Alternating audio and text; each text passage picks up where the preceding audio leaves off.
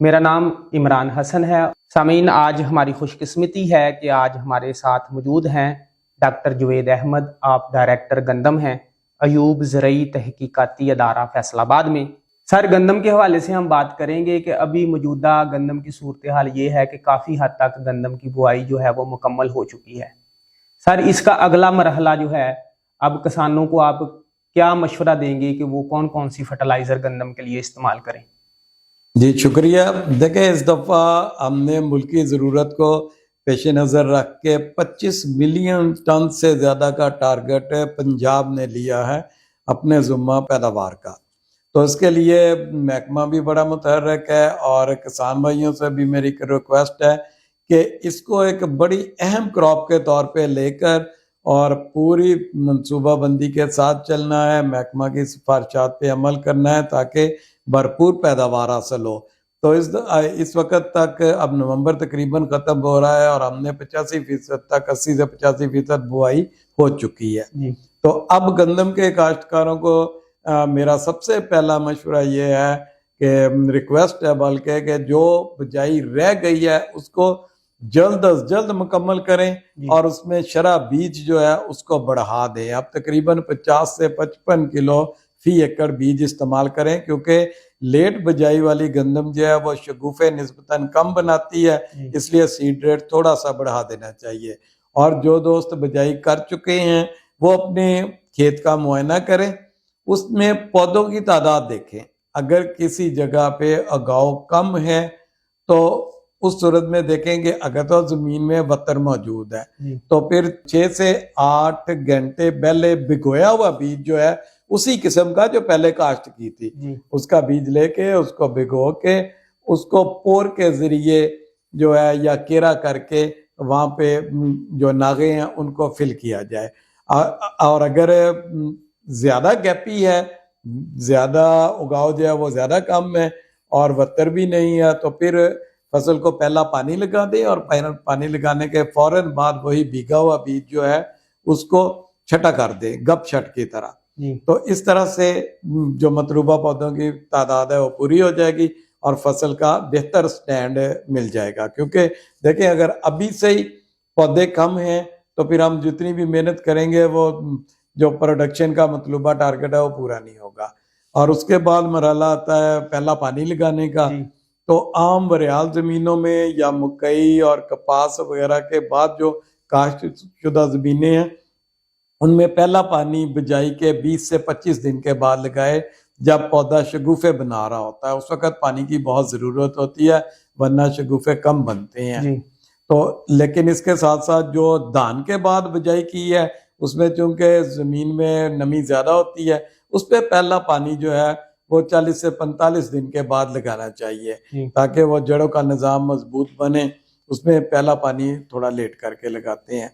जो पहले पानी के साथ अगर कोई फर्टिलाइजर इस्तेमाल करनी है तो वो बता दें किसानों को कौन कौन सी फर्टिलाइजर इस्तेमाल करनी चाहिए। जी, बहुत अच्छा याद कराया आपने। देखें, फर्टिलाइजर में 3 जो अज्जाए कबीरा जिनको हम कहते हैं मैक्रो न्यूट्रिएंट, उसमें नाइट्रोजन, फास्फोरस और पोटाश है। तो अब महकमा ने जैसे बार बार हमने दोस्तों को बताया कि जो फास्फोरस और पोटाश जो है वो बहुत ज़रूरी है। तो वो बिजाई के तौर पे आमतौर पे हम फास्फेटिक और पोटाश फर्टिलाइजर डालते हैं, लेकिन जो दोस्त नहीं डाल सके ये खादें तो अभी भी मौका है। पहली आपाशी से पहले उनका भी छटा करें यूरिया के साथ साथ और फिर पानी लगाएं, क्योंकि आमतौर पे जो स्टैंडर्ड तरीका है उसमें हमने अब जो नाइट्रोजन की पहली किस्त थी यूरिया की वो हमने पहली आपाशी के वक्त डालनी थी। लेकिन अगर फास्फोरस और पोटाश की खादें रह गई हैं तो वो लाजमी डालें, क्योंकि ये हमने बारहा फार्मर को बताया है, आज फिर आपके प्रोग्राम के तवज्जो से बता रहा हूँ कि फास्फोरस और पोटाश इंतहाई जरूरी है। नाइट्रोजन जो है यानी यूरिया वो फास्फोरस पोटाश का नेमुल बदल हरगिज नहीं है। हर फर्टिलाइजर का अपना अपना काम होता है।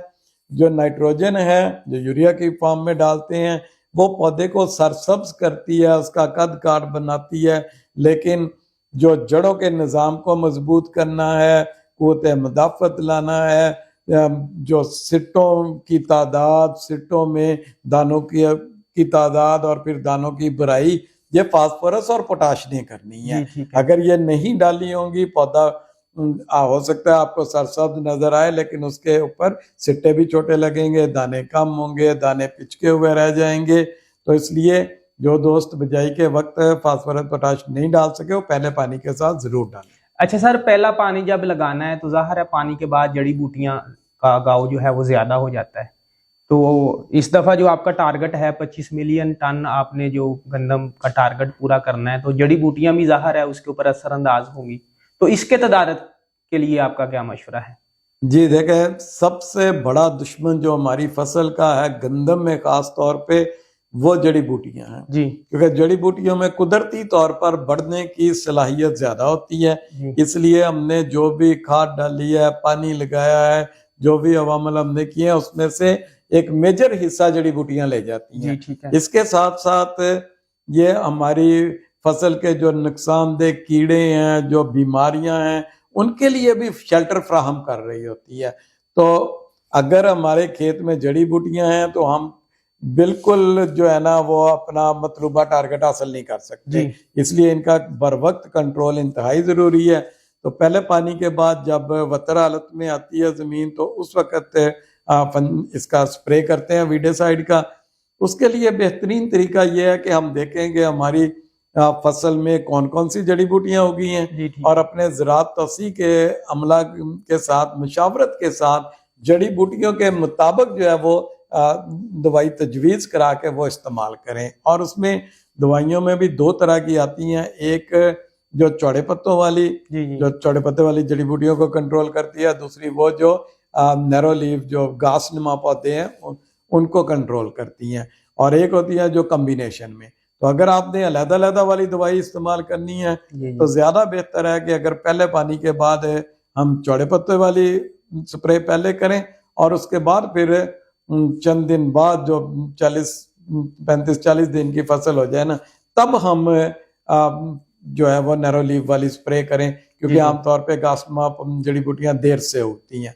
और अगर कम्बिनेशन वाला करना है तो वो पहले पानी के बाद हम कर सकते हैं। जी सर, गंदम की बुआई के वक्त भी अगर बीज डालने से पहले उसको छानना लगा लिया जाए तो काफी सारी जड़ी बूटियां जो हैं वहां पे भी हम उसको तलफ कर सकते हैं, ताकि वो खेतों तक ना पहुंचे। ये तो फिर खुद रहो जो जड़ी बूटियां होंगी उनके लिए आपने जो है वो पेस्टिसाइड्स का बताया।